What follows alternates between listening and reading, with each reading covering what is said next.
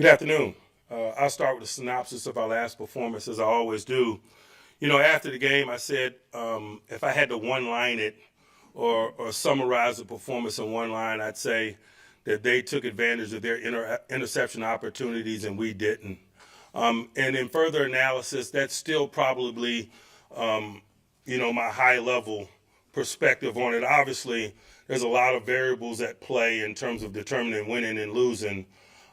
But the turnover component of the game being as significant as it is, putting offenses on short fields and things of that nature, increasing the probability of scoring, I just thought that was significant. And another reason I thought it was significant is, it's one of the things that we stressed in game prep, that we would get our hands on some balls potentially in play, and the quality of our play would be defined by whether or not we were able to catch them as a defense or not, and we weren't. And so there are consequences of that. Obviously, we did some good things in the red area, and that minimizes their scoring, and we found our rhythm over the second half of the game and got off the field. But we didn't do a good enough job of taking advantage of those opportunities and thus putting our offense on the short field. Their group did put their offense on a couple of short fields, and I think that's essentially the difference in the game. We were able to drive the field over the second half of the game offensively, but we were seemingly always on the long field, and things happen, whether it's penalties and then putting us behind the chains and then turnovers as the sand ran through the hourglass. I just thought that we could have helped our collective effort if we minimized that -3 component of the turnover game and delivered a short field for our offense, and obviously kept them on longer fields. I thought a component of the game also that shaped how the game unfolded, if you will, is, oftentimes when we're the first time in a stadium versus a new group, Tua, Coach McDaniels, their weapons, it takes a while for you to get a feel of how they function and what it is that we need to do to minimize it. And I thought that could have been reflective of us as a defense kind of early on. Left-handed quarterback and some of the things that they do. I thought as the game wore on, we got more comfortable with getting a feel. Oftentimes, particularly when you got a right-handed quarterback during the course of the week and you actually had a left-handed quarterback in stadium, I just thought it took us a minute to get our bearings, and that's why they were able to put together a couple of drives there early. But I like the fact that our guys didn't blink. They realized it's a 60-minute game. We're able to work our way back into it. But again, I thought their turnovers and our lack of turnovers down the stretch became the storyline after the initial start. From a health standpoint, Levi Wallace is being evaluated for his shoulder. His availability is in question. Josh Jackson has got a groin. I don't know that his availability is in question, but it may affect his participation at the early portions of the week. Some guys that are on IR, like TJ Watt and Calvin, I got no update. As I sit here today, their inclusion this week is highly unlikely, and so there's no news there. And so the rest of it's bumps and bruises associated with play. All the concussion protocol guys had no issue coming out of the last game, and so we lean in on this week's prep with a clean slate, if you will, as we get started toward Wednesday. Now let's talk about this week's challenge, man. The Philadelphia Eagles, undefeated group in their venue, is an awesome challenge. I see some really tangible reasons why they're undefeated, to be quite honest with you. They're plus 12 in the turnover game. They've gotten 14 turnovers on defense.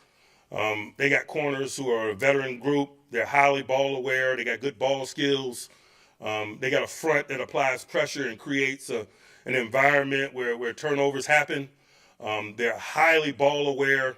If you watch their sack reel, their rushers are not only trying to take down the quarterback, but they're trying to take down the ball, and they get a lot of sack fumbles because of it. That's a component of it that produces the plus 12, but also they've only turned the ball over 2 times in 6 football games.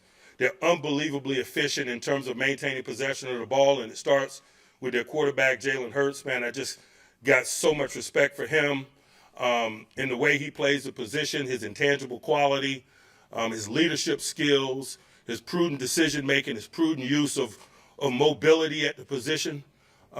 It's all really good, and and that's why they have very little negativity in their offense. They utilize his mobility schematically in situational moments. It's challenging for the defense on possession downs in the tight red. I think he's got 6 touchdowns via the ground.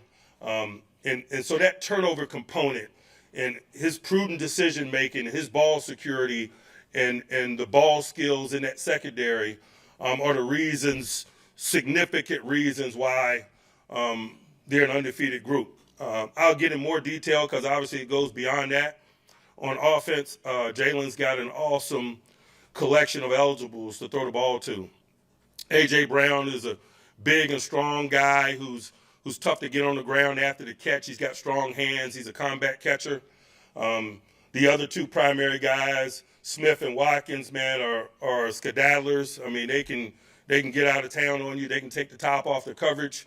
They're quality players. They got really good tight ends. They utilize them well to supplement their run and misdirection passing game. And in interior verticals, man, their tight ends are awesome. They got a veteran kind of an offensive line group, man. When you got guys like Lane Johnson and Kelsey, man, that's been around as long as they've been.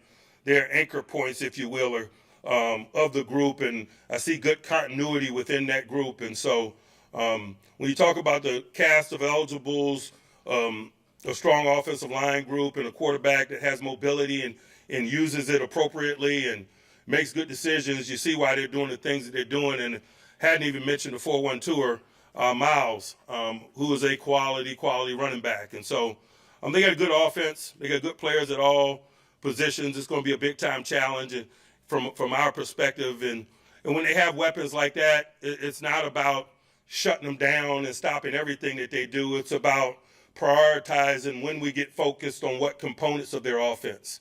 And so we got a lot of meeting to do in terms of addressing that. And obviously, we've got to put together a really good plan, and we got to go out and execute that plan.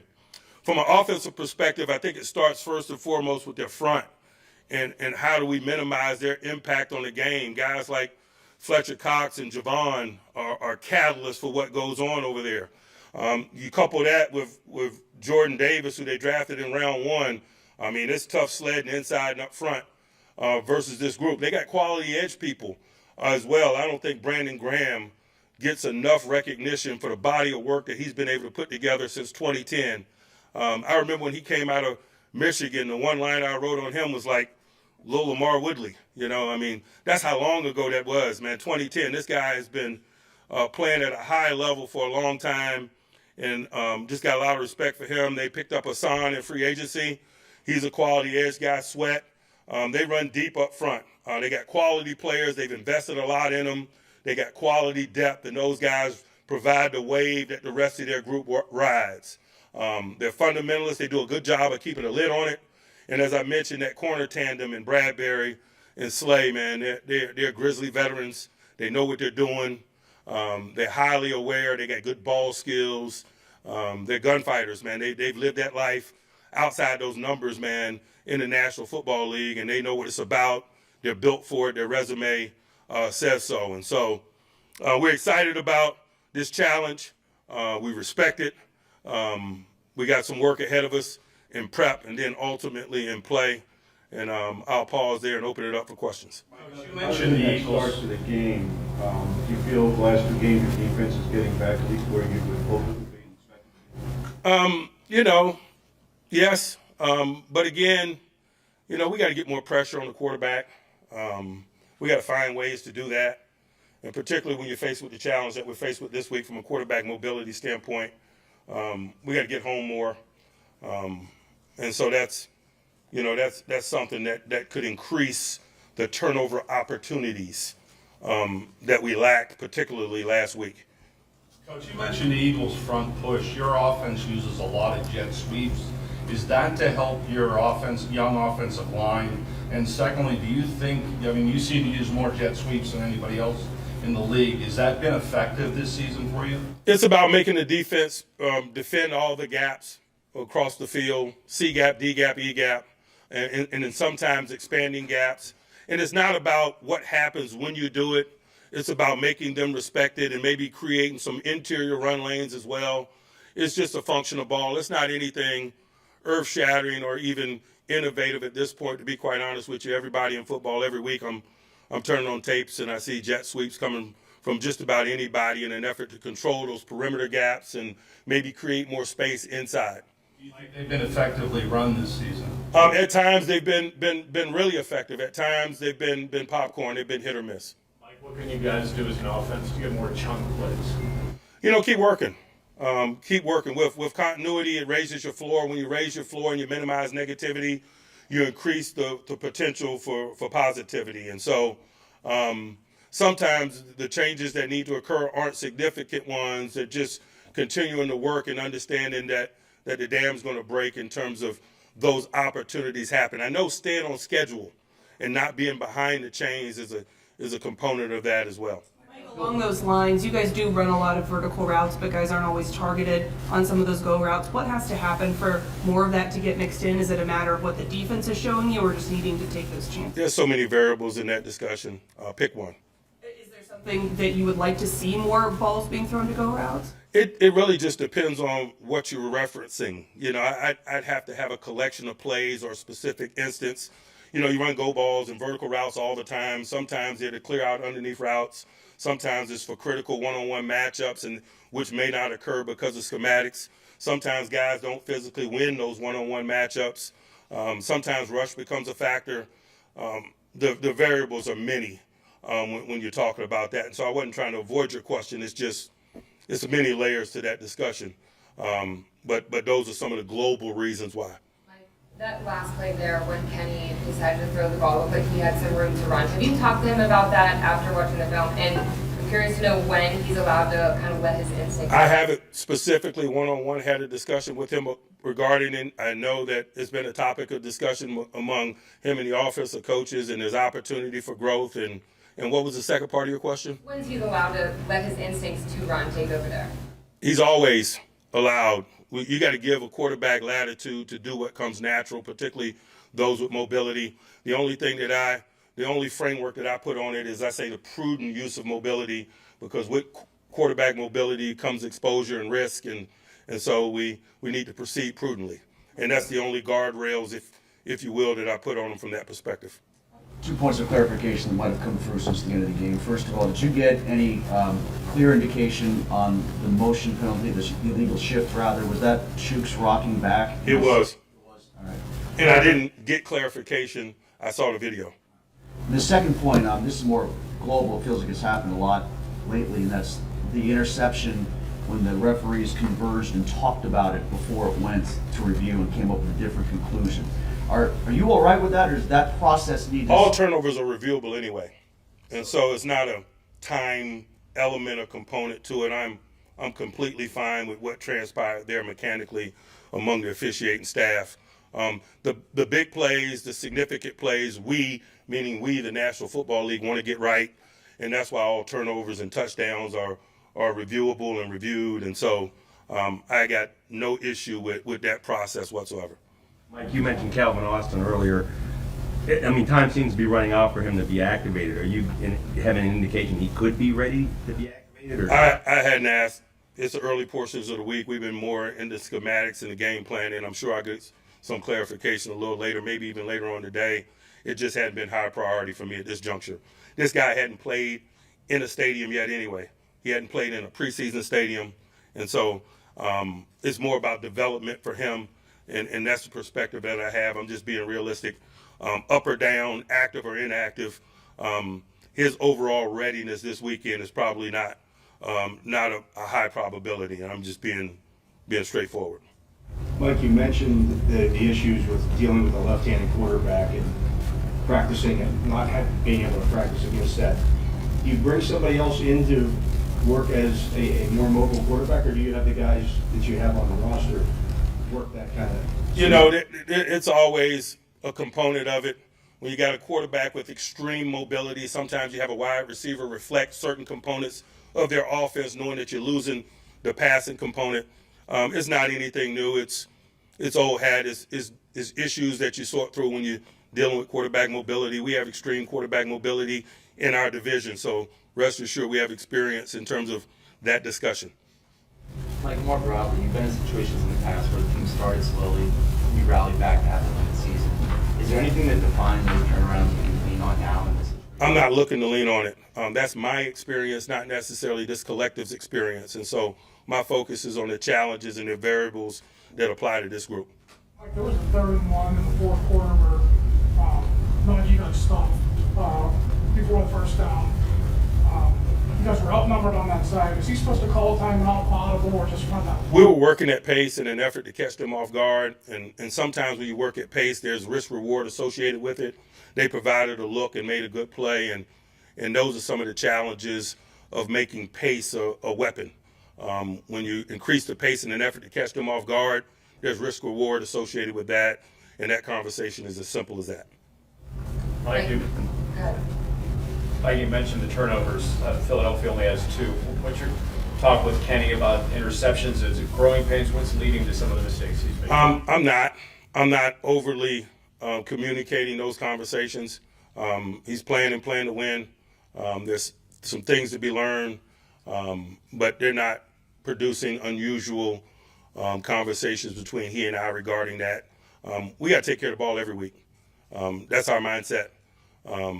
I'm just highlighting the reasons why Philadelphia is a 6-0 group. But in terms of our agenda, our preparedness, our focus, how we develop our plans and his role in it, ball security is a significant component week in and week out. Like this offense has been a big talking point. You said in the past that you're open to change if it would produce better outcomes. Why is now not the time to make a change? Because I don't feel like I'm there. Mike, James Pierre got some more snaps. I think he even started it. What did you see about him that you used him out there? It was due to circumstance. We were running thin at corner, and he had an opportunity to ascend, and he's taking advantage of it. And that's what this journey is about. That's what team is about. One man's misfortune is another man's opportunity, and he's gotten some and probably going to continue to get some as we deal with guys working their way back from injury, and particularly at that position. There were 2 guys that I read on the injury report just a couple moments ago at that position, and so that might create opportunity for guys like him. Coach, Devin Bush looked to be getting back to his former self pre-injury. What did you make of his performance? I agree, but I think that's been the storyline regarding him for the 2022 season. We talked about the pass rush needing to improve, get more pressure on the quarterback. You're finding that to be more related to just not winning one-on-one battles when they're there, or do you have to scheme around? Sometimes it's the schematics of the group that you play. Miami was a rhythm passing RPO group, and you're just not going to take those quarterbacks down a bunch. You're not. The ball comes out too quick. The nature of how they protect, they gap scheme protect, they don't have a lot of one-on-ones. They slide the line this way. They have 2 additional guys off the edge that way as they play fake. And so we knew it wouldn't be a big turnover. It wouldn't be a big sack game going into that game by the structure of what it is that they do. You knew it probably wouldn't be a big sack game against Tampa because Tom is Tom. And so there are a lot of variables beyond just winning one-on-ones if you're just looking at the get-home component. I think the pressure component is probably, what I'm more interested in terms of minimizing some of the other variables, offensive schematics and all of that. When you're rushing good, you have consistent pressure, and you dictate to them as opposed to, the sack being a statistic that reflects pressure. Mike, talking back about Devin, you talk about the adjustments that you guys made defensively and, to how they were attacking the middle part of the field. How much of his athleticism and communication, along with Miles Jack, was part of defending that? Because he broke up a pass to Tyreek Hill. Yeah, I don't know if there were adjustments as more as it was just us getting a feel. I don't know that there were a lot of significant changes in terms of what we were doing. We just detailed it, had a few necessary conversations, got some of our guys closer to some of their guys, and obviously his athleticism is a component of that, but his athleticism has been a component of the reason why he's here. You like athletic linebackers that from time to time and underneath certain underneath matchups are capable of occupying space with more athletic guys, knowing that there's help over the top, et cetera, and he's certainly capable of that. When Kenny Pickett's been thrown into a couple difficult situations going in the middle of a game, and then last game trying to lead you guys down the score, how have you seen him respond to those kind of situations? He is a fish in water. It's a natural act for him. He's a competitor. He's got a thirst for it. It's been fun being in them circumstances. Obviously, we want the outcomes to be different, but to communicate with him professionally and to watch him operate, to watch his demeanor, to watch his approach to them circumstances is exciting and refreshing. Seems like every week he's building a stronger connection with George Pickens. Just what have you seen out of their rapport, and how has that developed? I would imagine that the same could be said for all of his eligibles, and I would expect, it's reasonable to expect that to continue. They've made some plays, but again, I think kind of a catalyst for him moving forward and minimizing negativity is to not get zeroed in on any particular eligible, to take what defenses give them and do some of those things. And obviously Chase made a lot of plays in Tampa, merited some attention in this game, and Deontay merits attention just each and every week. He's the more senior of all the guys, and so he created some opportunity. It also created some opportunity for Pat Freiermuth, and so I think that's why you surround him with quality eligibles, so he has a complete arsenal, and he can make rhythmatic decisions based on what's being presented to him, and I know that that's his and our intentions. You talk about it being a natural act for Kenny, having a thirst for that. After those interceptions, the Jets, this game, you talk to him about that, remind him of that, and tell him those things to keep him up? Not necessary. We have plenty of conversations. We have conversations about those plays. We have conversations about other plays. But the depths of those conversations are so much deeper than what you reference. It's yes. Mike, in games, when you're seeing progress and how things are working out with certain matchups and certain players like George Pickens or Pat Freiermuth, are there discussions when it's like, hey, we need to find ways to get the ball? Are there things your staff has to do to help Kenny in those situations? Those discussions are continual in each and every week, in all three phases. Mike, This is football. How much time did you spend with Hurts in the pre-draft process? Did you get to know him? Very little. Very little. Like, I'm curious with George Pickens, he has that physical playing style, plays with an edge as well. Those were some things that maybe deterred some teams from him because of the flight and whatnot in his college career. Where do you draw that line with him? Because some of that is surely a good thing, but then obviously don't want to cross that line. I don't even understand where that's coming from, man. This guy is doing everything that we ask him to do. He's playing good ball. A lot of people have incidences in their college background. I'm certainly not going to hold that against him. We did our due diligence. We were completely comfortable with his character. He has displayed that since he's been here, and so I somewhat resent that. Mike, Kevin Dotson had some costly penalties for you guys against Tampa Bay. How did you see him respond to the challenge this week? It was better. But we got a lot of work to do, obviously, just in terms of minimizing negativity. You mentioned the motion penalty or the procedural penalty on third down and one was significant. So just as a collective, we got continued room for growth there.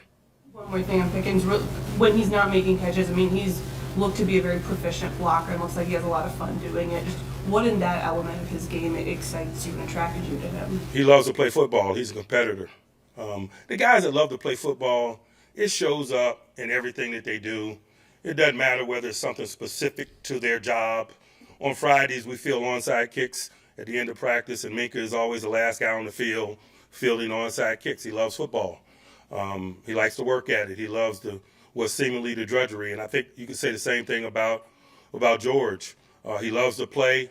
He's excited when he makes plays. He's excited when other people make plays. He's good with the ball. He's good without the ball. He's a football player. He loves to play. All right. Thanks, everybody. Thanks, guys.